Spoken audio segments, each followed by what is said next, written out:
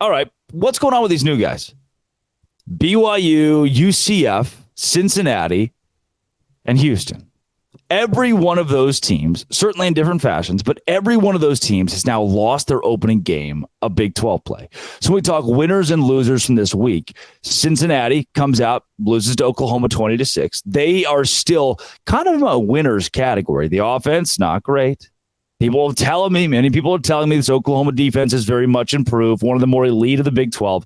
I don't know if I'm buying it yet, but they certainly looked good against Cincinnati, especially on third down. I watched that game expecting Cincinnati to do something. If you watched the game, you kept thinking, all right, here you go. All right, the Cincinnati defense put you in a good spot. Here you go. Here's your chance, Cincinnati. Here's your chance. Just go score. Just go do it. Just do the score thing. And in the end, Cincinnati, 3 for 15 on third down, 1 for 4 on fourth down. The yardage, not much of an issue, 376 total yards, 235 of that through the air is not great, 141 rushing, pretty balanced attack. But you couldn't score. Not a single touchdown for Cincinnati. First time that's happened since he played in the college football playoff against Alabama. Bad.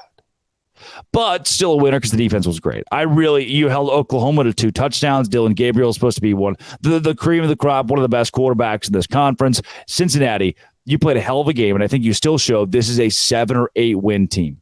That's impressive. Despite being 2-2, still the upside of 7-7.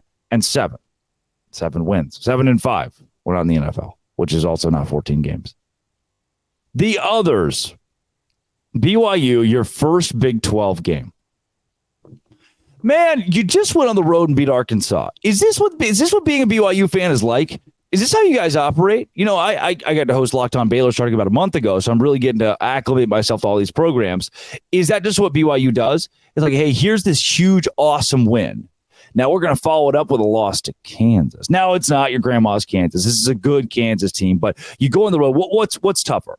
Winning against Kansas at 2:30 in the afternoon in Lawrence, or winning against Arkansas at 7 p.m. in Fayetteville? It's obvious that it's being the SEC opponent, and you beat the SEC opponent, and then here against Kansas, you have an opportunity to win. You're up by 3 at halftime. Then the third quarter fall apart. Like, okay, whoa. You were down by double digits to Arkansas last week. There's still a way to come back and win this. It's only at that point it was close to tied. You know, Kansas had it was 28-20 at that point. Like, all right, 8-point game. What can we do with this? Fourth quarter, Kansas still outscored BYU 24-10 in the second half. Kansas covers, knocks off the Cougars. Now BYU 3-1, Kansas 4-0. BYU, you're a loser this week. You are a loser this week. Keaton Slovis, couple of turnovers. Were they both his fault? Who's to say? But 30 for 51 is not great.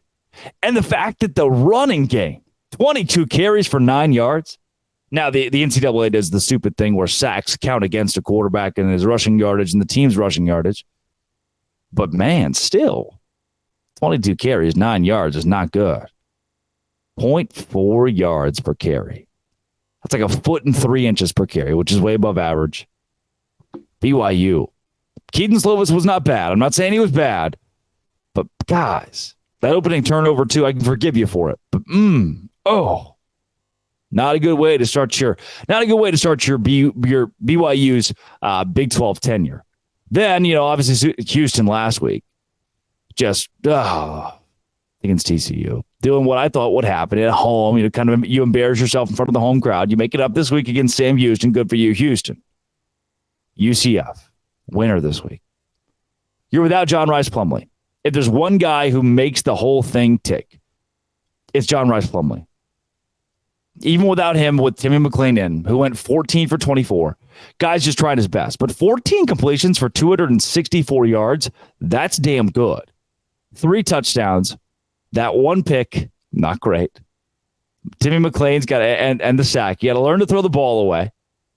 143 yards on the ground as well. Balanced attack again.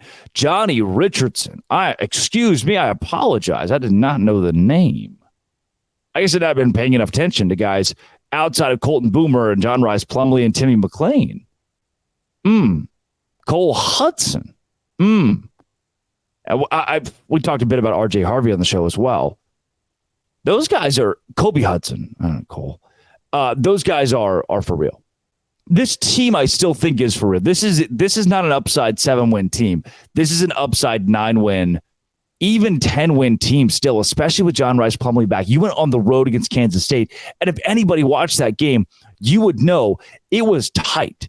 It's 31-24, and you think UCF's going to make a run at this game going into the fourth quarter, and then it just didn't happen. I am so impressed with what UCF did. You stopped Will Howard, which a lot of people have struggled to do. You held him to 64 rushing yards. Sure, he got his with 2 TDs. That's tough to do. Now, the run defense, allowing 281 yards, 207 to DJ Giddens, that's bad. We'll talk about that later. But right now, UCF, of these 4 new teams, BYU being a loser, Houston being a loser in their Big 12 openers, UCF, Cincinnati, despite losing, winners. Tough, though, that all 4 teams lost. Welcome to the Big 12, baby. That's how we do it. You didn't even play Texas or Oklahoma. It only gets tougher with them. Trust me. Those teams, I guess, are good now. Locked On Big 12, part of the Locked On Podcast Network, your team every day.